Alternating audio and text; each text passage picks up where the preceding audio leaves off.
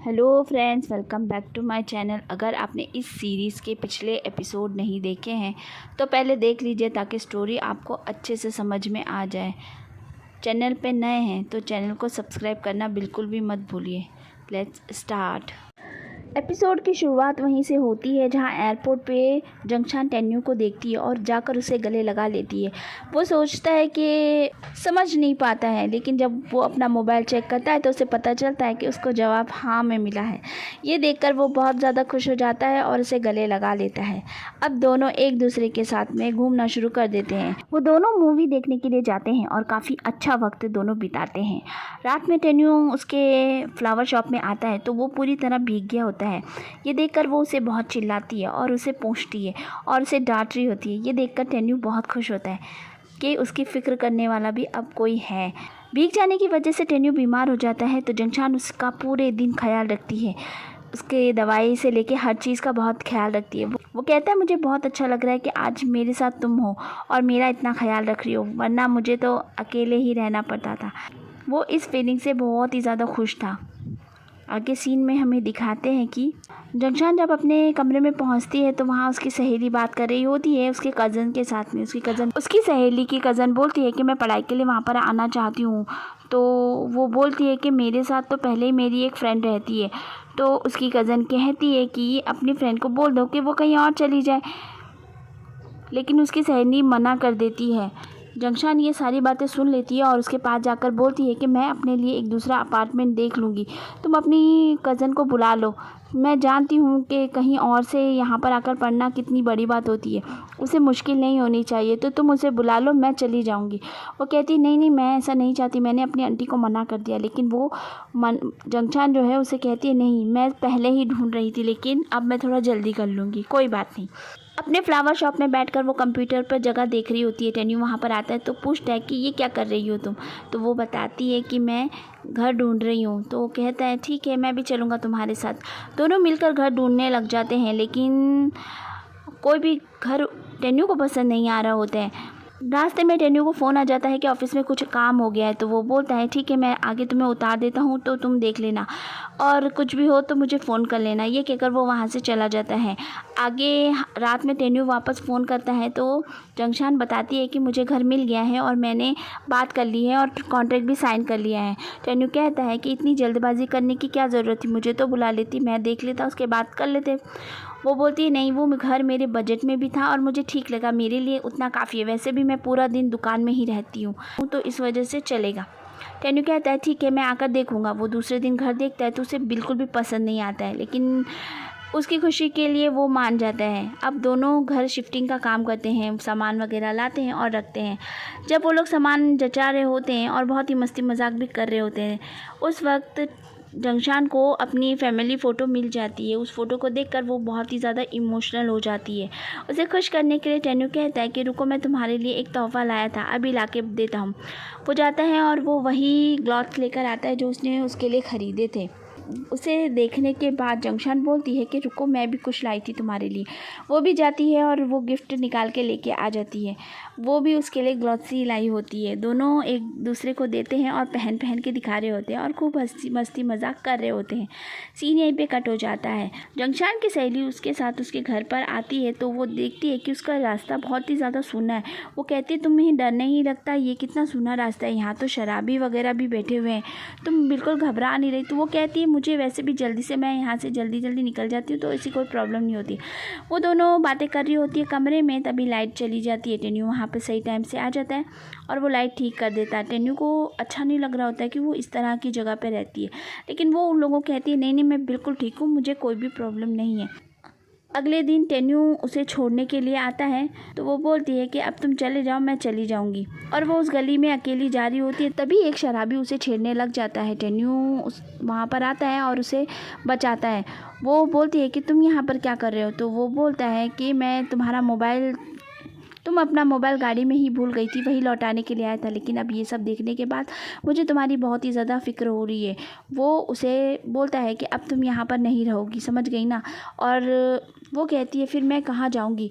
तो वो बोलता है कि मेरे पास एक बहुत ही अच्छा ऑप्शन है, तुम बहुत ज़्यादा खुश हो जाओगी। वो उसे अपने घर लेके जाता है और बोलता है कि ये घर वैसे भी खाली पड़ा हुआ है, तो तुम यहाँ रह सकती हो और मुझे किराया दे देना, मैं जानता हूँ क्योंकि तुम इसके बगैर मानोगी नहीं। वो कहती ठीक है। वो उसे डिपॉजिट देती है, किराया देती है और बोलती है कि आज से तुम मेरे मकान मालिक हुए। और वो खुशी खुशी वहाँ पर रहती है। रात में जंगशान को नींद नहीं आ रही होती है, तो वो वहाँ घूम रही होती है। टेन्यू को भी नींद नहीं आ रही होती है, उसकी फ़िक्र होती है। वो फ़ोन करके पूछता है कि तुम ठीक तो हो ना। वो बोलती है हाँ मैं ठीक हूँ। तो वो उसे बोलता है नींद नहीं आ रही है। तो कहती हाँ नई जगह है तो थोड़ा एडजस्ट होने में टाइम लगेगा। वो उसे सोने के लिए बोलता है। सीन यहीं पे कट हो जाता है। अगले दिन सुबह वो उसके लिए नाश्ता लेकर आता है। तो वो कहती है कि मकान मालिक जी इतनी मेहरबानी क्यों कर रहे हैं। वो कहता है अच्छा ऐसे बोलोगी। और दोनों हंसी मजाक कर रहे होते हैं और नाश्ता ख़त्म करते हैं। यहाँ दूसरी तरफ हमें दिखाते हैं कि शाओबू जो है उसकी सहेली से मिलता है और बोलता है कि क्या वो जंगशान यहाँ क्यों नहीं रह रही, वो उस टेन्यू के साथ क्यों रह रही है। तो उसकी सहेली सारी बातें बता देती है। वो बोलता है कि अगर ऐसी बात थी तो वो मुझे क्यों नहीं बोली। तो उसकी सहेली कहती है टेन्यू अच्छा लड़का है, वो उसके साथ ठीक रहेगी। शाओबू जो है जिन से बात कर रहा होता है, तभी वहाँ पर एक लड़की आ जाती है। जिन पूछती है ये कौन है। तो शाओबू बोलता है कि ये वही लड़की है जो मेरे पीछे पड़ी हुई है। तो वो बोलती है ऐसे मत बोलो ना, मैं तुम्हारे पीछे कहाँ पड़ी हूँ। वो जिन से अच्छे से बात करती है और अपना नाम बाबू बताती है। वो कहती है बाबू ये कैसा नाम है। शाओबू बोलता है कि ये ऐसी है चंचल मिजाज की। वो कहती है कि आप बहुत ही अच्छी जर्नलिस्ट है। तो वो पूछती है क्या तुम भी बनना चाहती हो। तो वो कहती नहीं नहीं मैं तो एक्ट्रेस बनना चाहती हूँ और मैंने बहुत सारे ऑडिशन भी दिए। और वो बोले जा रही होती है। शाओबू बोलता है कि अब बस भी करो, कितना बोलोगी तुम। तो वो कहती ठीक है। फिर वो लोग वहाँ से चले जाते हैं। आगे हमें दिखाते हैं कि जंगशान जो है टेन्यू को फ़ोन करती है। तो टेन्यू को खांसी हो रही होती है। ये सुनकर वो कहती है क्या तुम्हारी तबीयत ठीक नहीं है। तो वो कहता है हाँ थोड़ा सा ज़ुकाम अभी भी है। तो वो उससे बोलती है ठीक है शाम को मिलेंगे। ये बोलकर वो फ़ोन रख देती है। लेकिन वो कुछ सोचकर ऑफिस में टेन्यू की सेक्रेटरी वहाँ पर आती है और बोलती है कि सर आपके लिए किसी ने ये दिया था। टेन्यू जब खोलकर देखता है तो उसके अंदर एक थर्मस होता है। वो जब खोलकर देखता है तो उसमें वो देखकर बहुत खुश हो जाता है और उसे पीने लग जाता है। फिर वो जंगशान को फ़ोन करके शुक्रिया अदा करता है कि तुमने मेरे लिए अदरक वाली चाय भेजी, उसके लिए शुक्रिया। वो भी खुश हो जाती है। आगे जब वो घर पर आती है तो अपने बगीचे में इतने सारे फूल देखकर वो बहुत ही ज़्यादा खुश होती है। टेन्यू उसके पास आता है और कहता है कि इन फूलों की खुशबू की तरह और किसी चीज़ की खुशबू नहीं होती है, इसलिए मैंने तुम्हारे लिए ये लगाया। वो देखकर बहुत ज़्यादा खुश हो जाती है और रात में सोचती है खड़ी खड़ी कि वो अपने भाई को हमेशा याद करती है और सोचती है कि कब वो उससे मिलेगा या कब। इसकी वजह से वो हमेशा उदासी टाइप ही रहती। आगे वो कॉफ़ी पीने के लिए बैठी हुई होती है अपनी सहेली के साथ में। तभी वहाँ पर एक बिल्ली आ जाती है और वो उनके यहाँ से जा ही नहीं रही होती है। उसकी सहेली कहती है देखो कितनी साफ़ सुथरी बिल्ली है ना, कितनी प्यारी लग रही है। वो कहती है हाँ बहुत खूबसूरत है। तभी जीन बताती है कि वो कहती मैं तुम्हें एक गॉसिप बताऊँ। तो बोलती है क्या। तो वो बोलती है कि शाओबू की एक गर्लफ्रेंड है। ये सुनकर जंगशान भी चौंक जाती है और कहती सच में। वो बोलती है मुझे ये तो पता था कि शाओबू यहाँ आ चुका है, लेकिन मुझे ये नहीं पता था। फिर वो उसके बारे में पूछने लगती है। तो जिन बोलती है कि तुम्हें भी गॉसिप सुनने में बहुत मज़ा आता है ना। और दोनों हंसी मजाक कर रही होती है। तभी वहाँ पे हॉर्न की आवाज़ आती है। उसकी सहेली उठकर वहाँ से जाती है और टेन्यू को बोलती है आप 24 घंटे जंगशान पे नज़र रखते हैं, क्या आप उसके बॉडीगार्ड हैं। वो हंसने लग जाता है और ये लोग इसी तरह बात कर रहे होते हैं। तभी वो बिल्ली फिर से उनके पास आ जाती है। तो जंगशान उसे गोद में ले लेती है। टेन्यू बोलता है कि ये तुम्हें इतनी पसंद है ना, तुम इसे रख लो। तो वो बोलती है अरे बिल्ली प्यारी बिल्ली, तुम्हें अब घर मिल गया। वो उसे अपने साथ ले जाती है। दोनों साथ में बैठे हुए होते हैं और वो उसे खाना वगैरह भी खिलाती है। दोनों मिलकर उसका नाम मशरूम रखते हैं। अगले सीन में हमें दिखाते हैं कि जो बाओबो होती है वो जिनसे मिलती है और शाओबू के बारे में पूछ रही होती है कि उसे क्या पसंद है क्या नहीं पसंद है, खाने में क्या पसंद है, कलर कौन सा पसंद है। जिनको भी इतना मालूम नहीं होता है इसलिए वो भी थोड़ा बहुत ही बता पाती है। तो फिर वो बोलती है कि शाओजू के बारे में बता दो, वो कैसी थी, क्या उसके छोटे बाल थे या लंबे बाल थे। वो बताती है कि उसके लंबे बाल थे और उसे मोटरसाइकिल चलाना बहुत ज़्यादा पसंद था। ये सुनने के बाद वो बोलती है कि अच्छा ये बात है। सीन यहीं पे कट हो जाता है। अगले सीन में हमें दिखाते हैं कि टेनेंट को टेनेंट के साथ में जो आदमी होता है वो बताता है कि जंगशान यहाँ पर वापस आ गई है। तो वो पूछता है क्या वो मेरे भाई से मिलने लगी है। तो वो बोलता है कि नहीं, मुझे अभी नहीं पता है ठीक से, मैं इस बारे में ज़रूर पता लगाऊंगा। सीन यहीं पे कट हो जाता है। अगले सीन में हमें दिखाते हैं टेन्यू बहुत अच्छे से तैयार होकर वहाँ पर आता है और जंगशान से पूछता है कि तुम क्या कर रही हो। तो वो बोलती है कि मुझे एक ऑर्डर मिला है, एक कंपनी का लॉन्च पार्टी है वहाँ पर फूल सजाने का, तो तुम्हें क्या लगता है मुझे किस तरह से सजाना चाहिए। और वो अपनी डिज़ाइन उसको बताने लगती है। तो वो बोलता है ये सब हम बाद में बात करें, पहले तुम मेरे साथ चलोगी। तो वो बोलती है कि नहीं, मैं नहीं जा रही।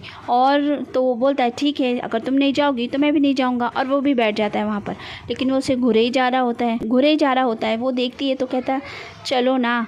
तो वो मान जाती है, वो उसके साथ पार्टी में जाती है। लेकिन वहाँ पर टेनेंट और सुमान सबको देखकर वो बेचारी घबरा जाती है और एक साइड में ही खड़ी रहती। ये देखकर टेन्यू समझ जाता है और बोलता है कि कोई बात नहीं, तुम परेशान मत हो, मैं तुम्हें घर ले चलता हूँ। वो कहती नहीं, मैं ठीक हूँ, तुम अपनी पार्टी एंजॉय करो, कोई दिक्कत नहीं है। वो उसकी बात नहीं मानता और उसे लेकर जाने लगता है। तो वो बोलती है मैंने तुम्हारा शाम ख़राब कर दी ना। तो वो बोलता है नहीं, ऐसी कोई बात नहीं। वो कहती है कि उन लोगों को देखकर मैं थोड़ी सी घबरा गई थी। तो वो बोलता है घबराने की ज़रूरत नहीं है, मैं हूँ ना तुम्हारे साथ, तुम बिल्कुल ठीक रहो, तुम्हें कोई ज़रूरत नहीं है उन लोगों से डरने की, परेशान होने की। सीन यहीं पे कट हो जाता है। अब टेनेंट अपने आदमी से पूछता है कि क्या बात है, तुमने सब पता लगा लिया। तो वो बोलते हैं हाँ, अब वो दोनों ऑफिशियली डेटिंग करते हैं, एक दूसरे के साथ में रहते हैं और अब वो दोनों हमेशा साथ रहते हैं और उनका रिलेशनशिप भी हो गया है। तो वो बोलता है अच्छा, तो ये बात है। वो सुमान को बुलाता है और बोलता है कि तुम कुछ क्यों नहीं कर रही। तो वो बोलती है मैं क्या कर सकती हूँ। तो वो बोलता है फ़िक्र मत करो, दादाजी को बिल्कुल पसंद नहीं है कि भाई उस लड़की के साथ रहें। अब मैं कोशिश करूँगा कि उन दोनों का रिश्ता जल्द से जल्द टूट जाए। सीन यहीं पे कट हो जाता है। अगले दिन जंगशान जो है अपनी सहेली से मिलती है और उसे सारी बातें बता देती है।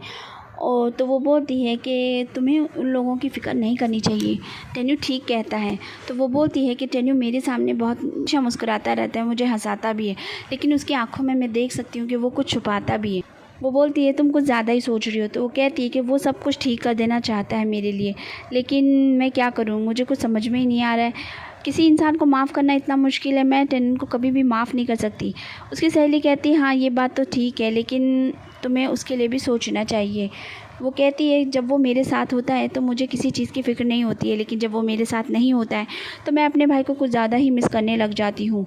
तो वो बोलती है तुम ऐसी कैसी बातें कर रही हो। वो बोलती है मेरा भाई क्या मुझे भूल गया है, वो मुझे कभी नहीं मिलेगा। तो वो उसे समझाती है कि तुम्हें ऐसा नहीं करना चाहिए, तुम्हें अपने दिल की बात सुननी चाहिए और टेन्यू के साथ रहना चाहिए, तुम्हें और कुछ नहीं सोचना चाहिए। और वो सही कहता है, सब ठीक हो जाएगा, तुम परेशान क्यों होती हो। ये सब सुनकर उसे काफ़ी ठीक लगता है और सीन यहीं पे कट हो जाता है। अगले सीन में हमें दिखाते हैं जंगशान खाना खा रही होती है, तभी वो एक न्यूज़ पढ़ती है जिसमें लिखा होता है कि सुमान हॉस्पिटल में। वो पूछती है कि सुमान हॉस्पिटल में कैसे पहुंच गई। तो टेन्यू बोलता है तुम्हें क्यों उसकी फ़िक्र हो रही है, जाने दो उसे, छोड़ो।